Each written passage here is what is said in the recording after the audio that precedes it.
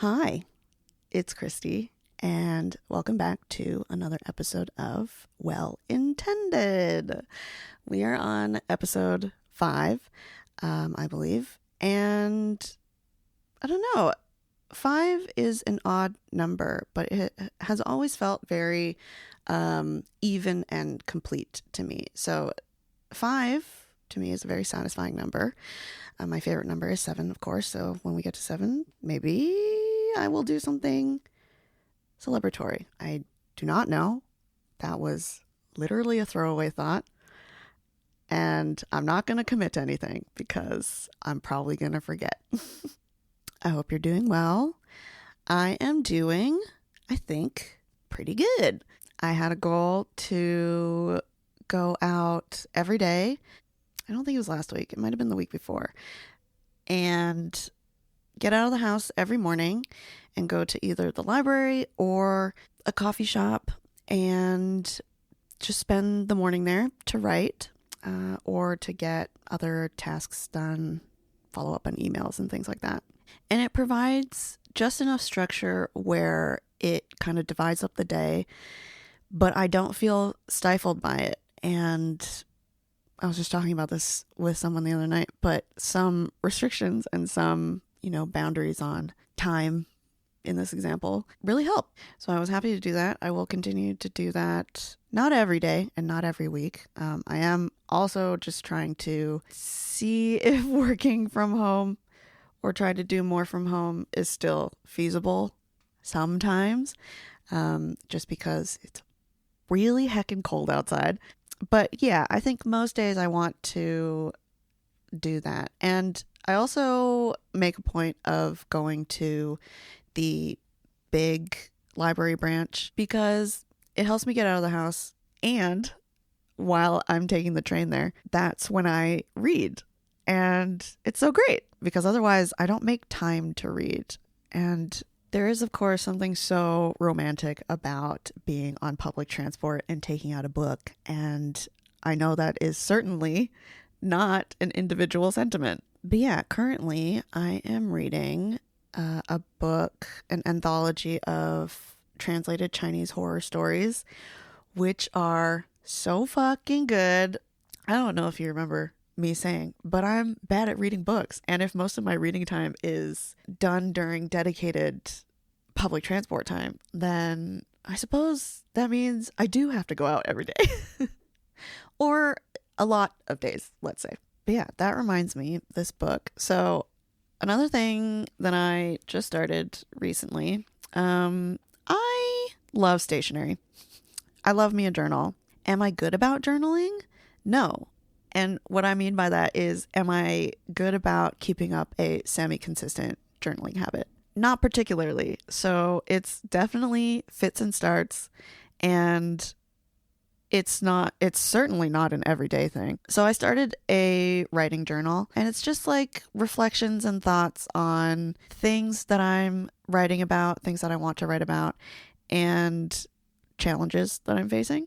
So I wrote about how much I'm enjoying this anthology. I mean, it's an anthology, so it spans a wide range of subgenres, which are also like specific to Chinese horror stories. But there's also something about like this common thread that runs through it where I just feel like I'm being told a story. Like it is being narrated to me. Like I really don't know how else to say it. But very famously, I don't know if I've ever talked about it on here, but I love gossip, and these stories kind of have that feeling to them, to me, in my reading of it.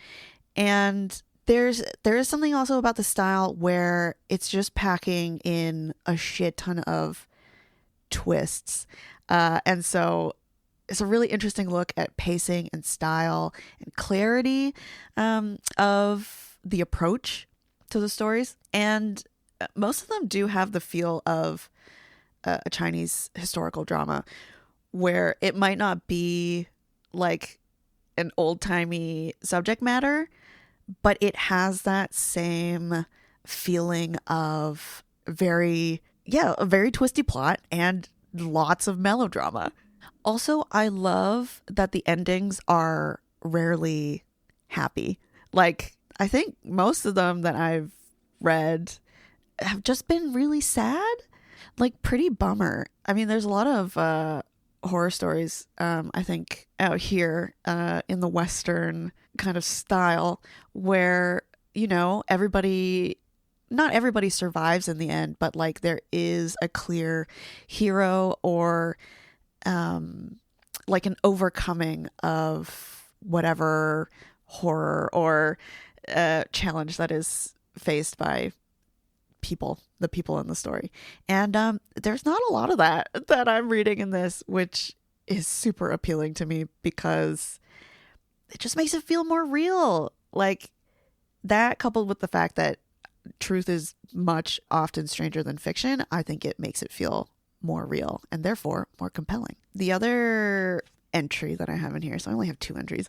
The other entry that I have in here is about a memoir project that I'm working on, and that I was scared that I was never going to be able to get back into significantly. And I was really sad and kind of worried, very nervous that I wouldn't be able to get back into it because I thought it had legs, like I thought it had merit for the ideas that I wanted to talk about and the kind of intersections that I wanted to talk about. But I was really worried that I had lost all interest in it, which is a very real worry with ADHD. So there was another thing on my plate that I was worried about and kind of actively and unconsciously at different times avoiding, which was to complete a grant application to fund said project. So I was worried about not being able to get back into this project. Plus, I really wanted to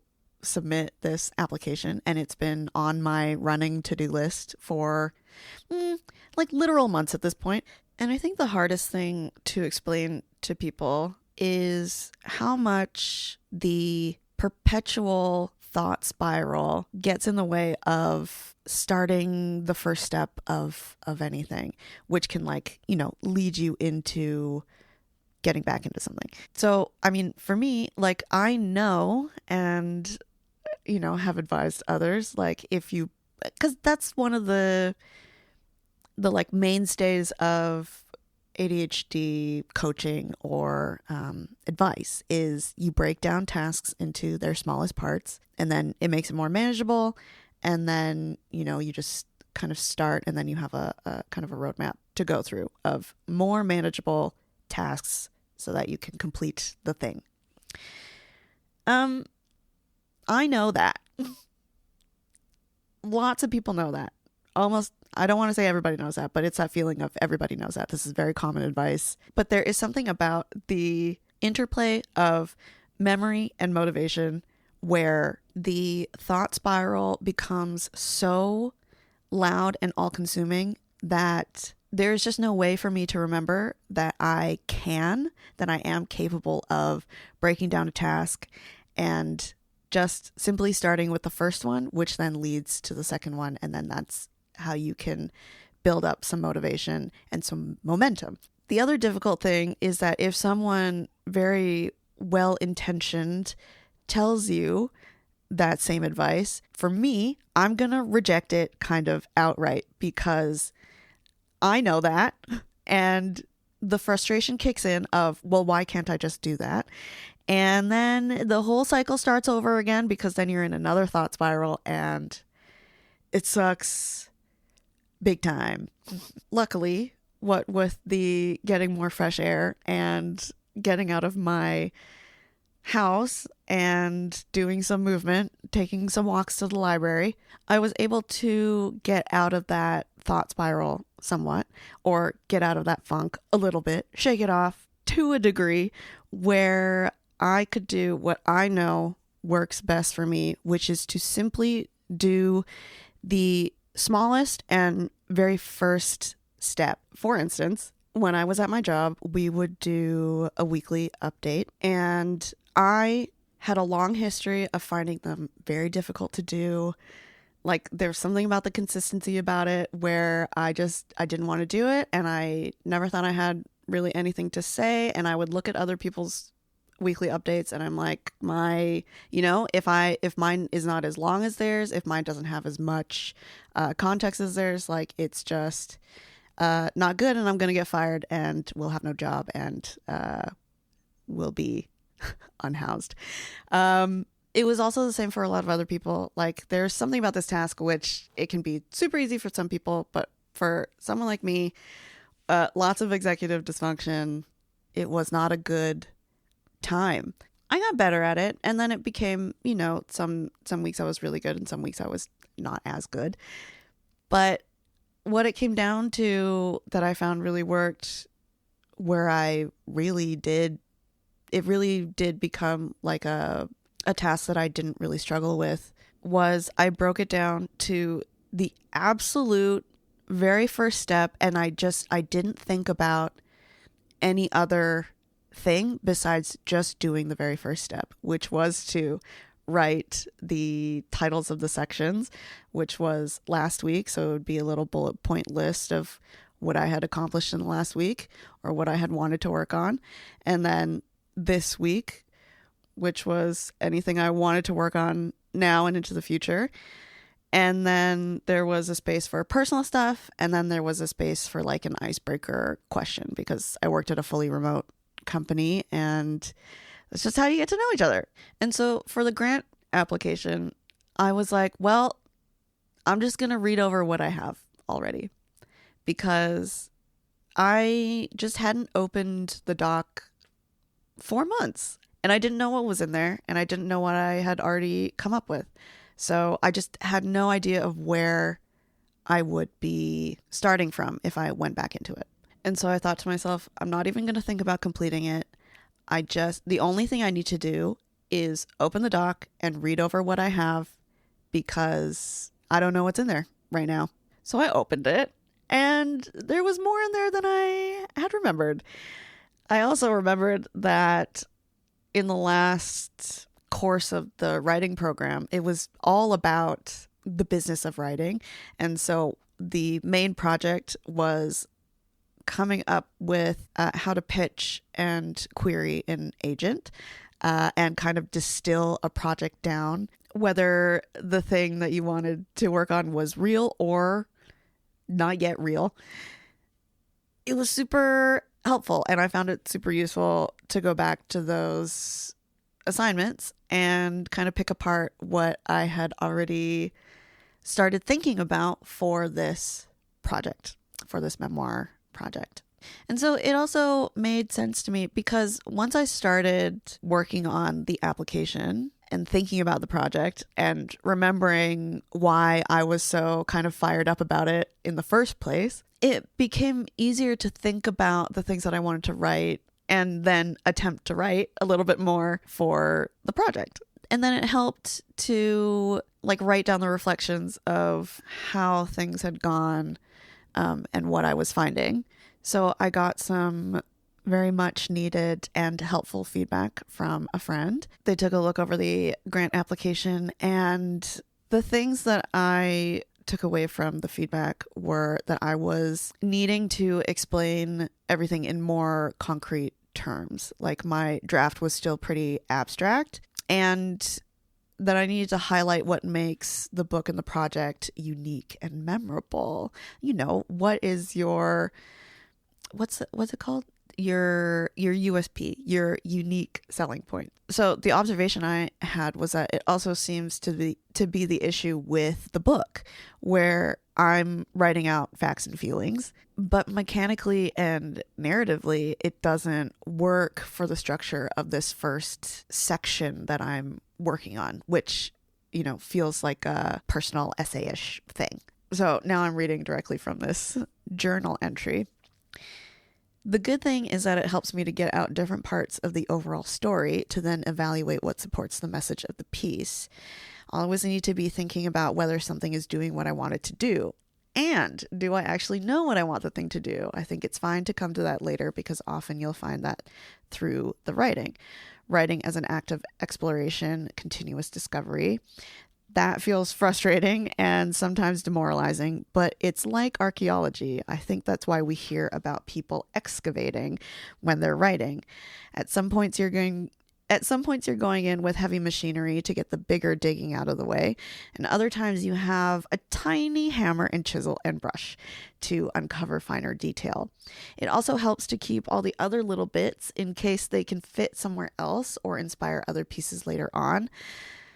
Yeah, and then I go on to say, hopefully keeping a little writing journal will help with connection through the excavating as well. So far, it kind of already has. It should also double as a record, so I think I can look back when and if needed.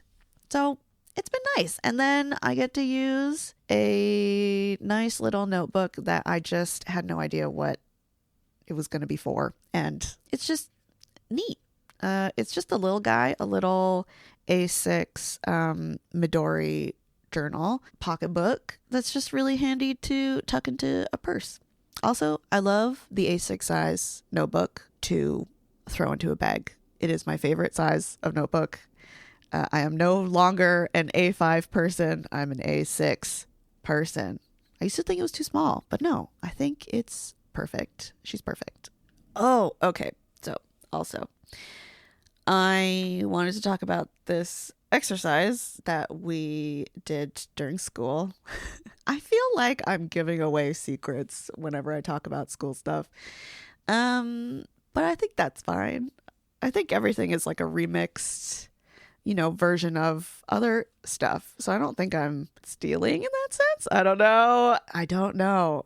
But I guess I'll find out. Everything should be fucking around and finding out, Well, most things should be. Okay, anyways.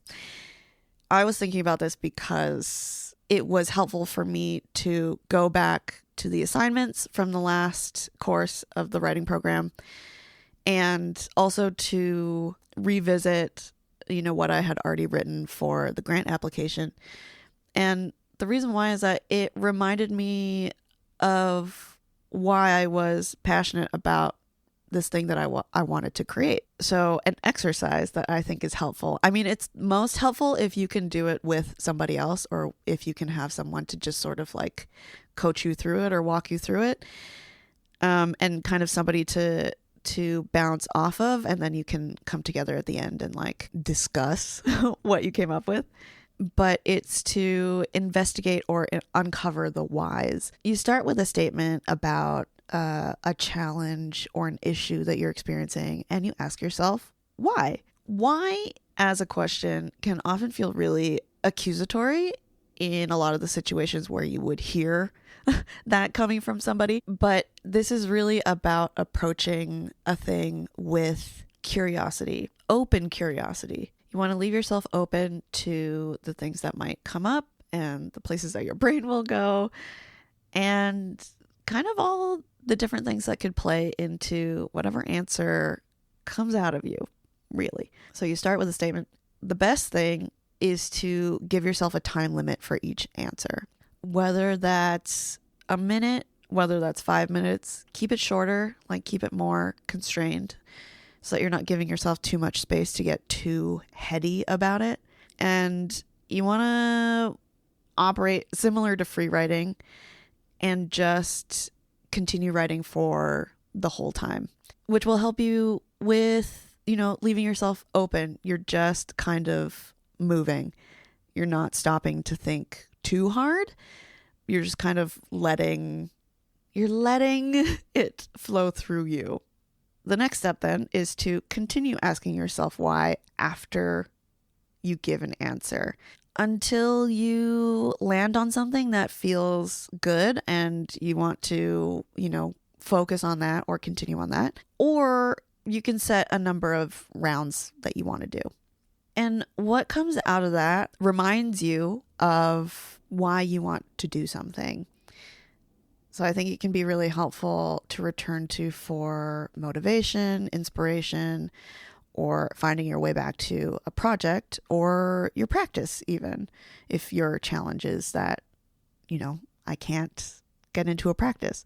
So I don't know. If you try it out, let me know how it goes. I think I don't carry this out for myself because I feel like I ask myself why a lot of the time, just kind of on a regular basis, because I really enjoy like interrogating.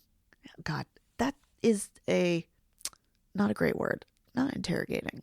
I really enjoy unpacking. I really enjoy unpacking the things behind something or behind an assumption that I have. I've said it so many times and I will continue saying it. I love nuance and complexity. It is one of my favorite things to just kind of pick something apart to better understand it. Is this a side effect of ADHD? Yeah, probably. Yes, I do. Yeah, think so.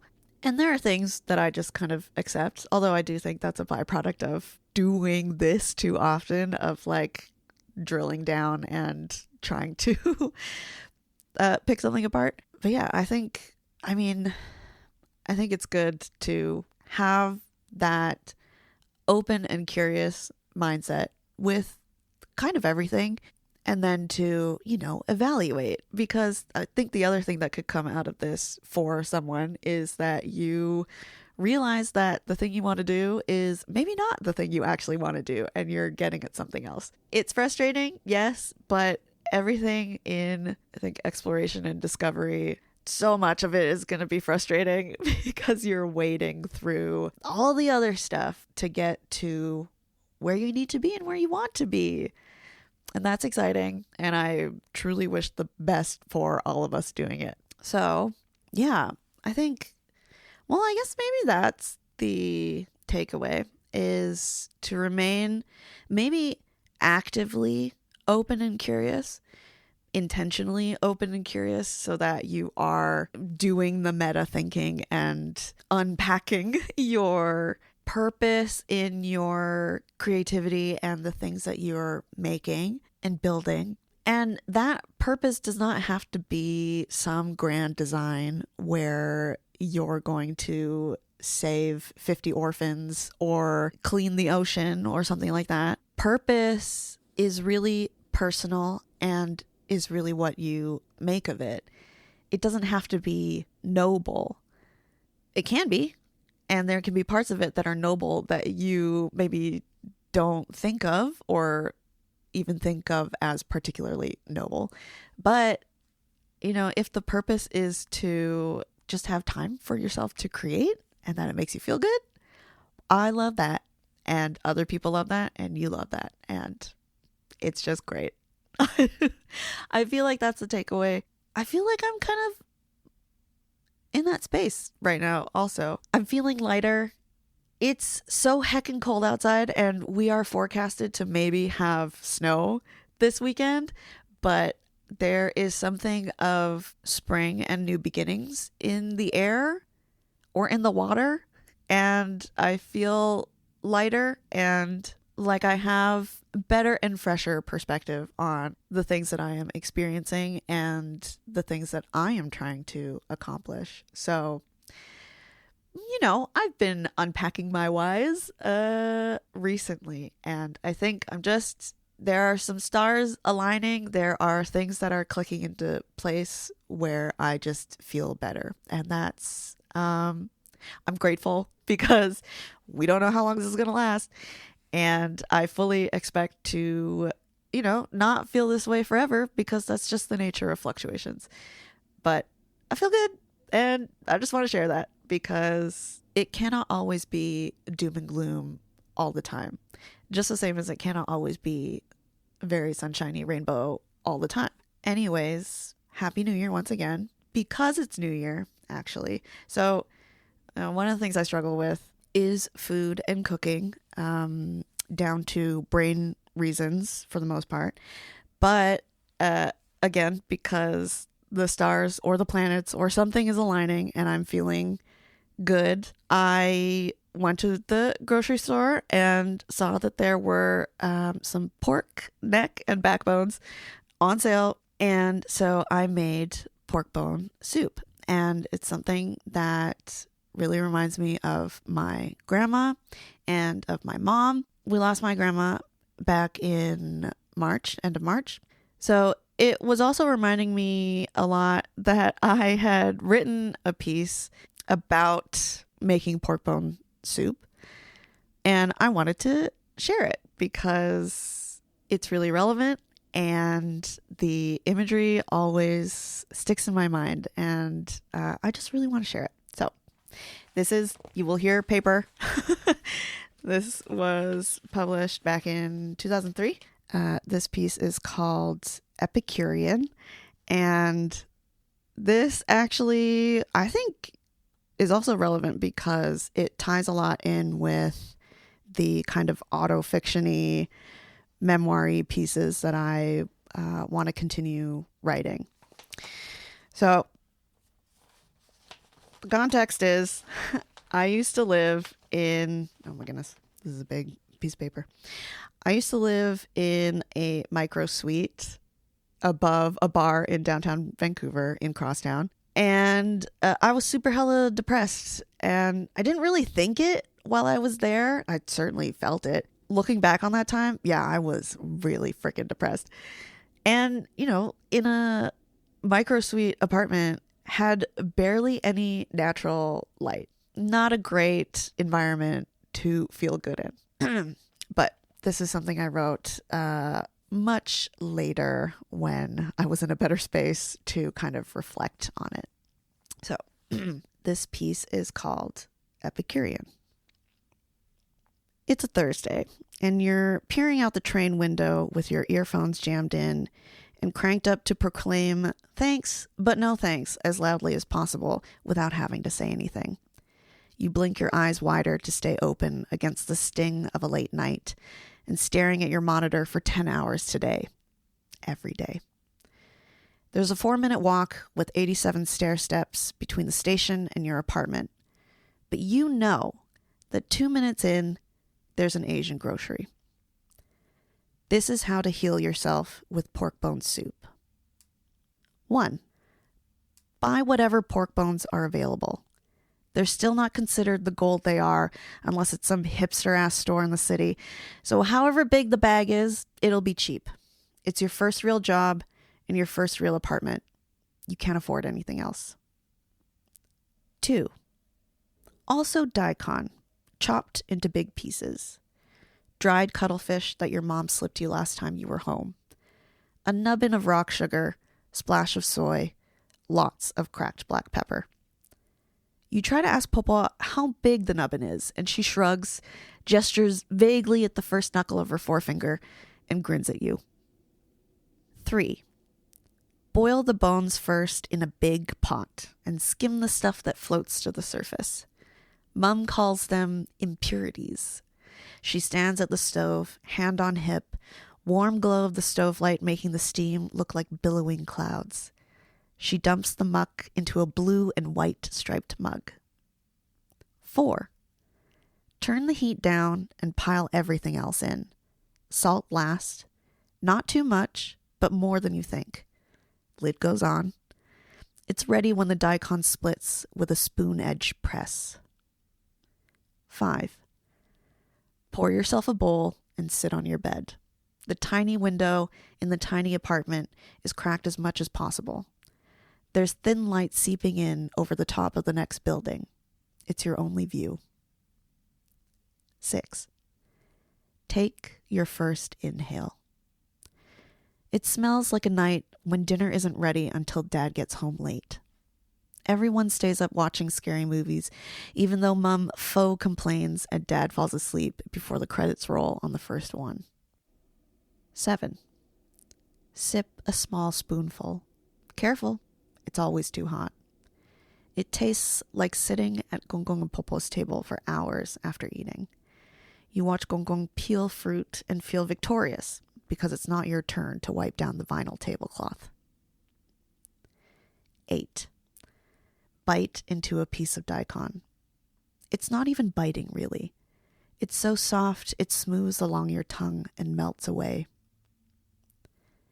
9. Notice the rich flavor. It's salty, a little bit sweet, and deep. You can feel the heat curl and creep around your fingers, your toes. It slides up your arms and legs to meet in the middle, a glowing, happy belly. It's warm, but it's also warmth. This is how it heals. Mom smiles from over your shoulder, and Popo pats your hand. 10. To finish, slurp directly from the bowl. There is no other way. Repeat as many times as needed. I hope you feel better. Ta-da! And that's the end of that. Thank you so much for listening. And again, if anybody would like to reach out or chat, the email is wellintendedpod@gmail.com. I hope you have a wonderful start to your week. This is absolutely going up on Sunday. If I'm recording this on Wednesday, it is absolutely going up on Sunday. Thanks again. I will catch you in the next one. Okay, bye.